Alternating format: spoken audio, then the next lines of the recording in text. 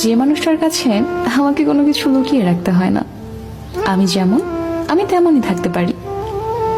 যে আমার চোখের তলায় ডার্ক সার্কেল, পায়ের ভেঙে যাওয়া নখ, অথবা ঘুম থেকে ওঠার পর আমার পাখির বাসার মতো এলোমেলো চুলের কথা জানে।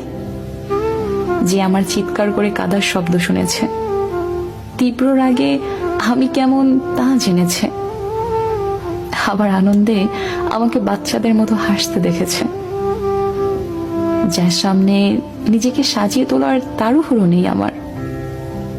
ও কি ভাববে, ভাবার দরকার নেই।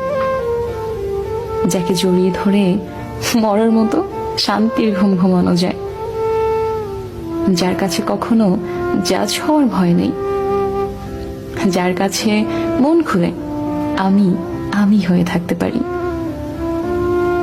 মোট কথা, যার সামনে আমাকে আমার মন্দটা লুকিয়ে রেখে শুধু ভালোটা দেখিয়ে পারফেক্ট সাজার অভিনয় করতে হয় না, তার সাথে একটা গোটা জীবন অনায়াসে হেসে খেলে ভালোবাসা কাটিয়ে দেওয়া যায়।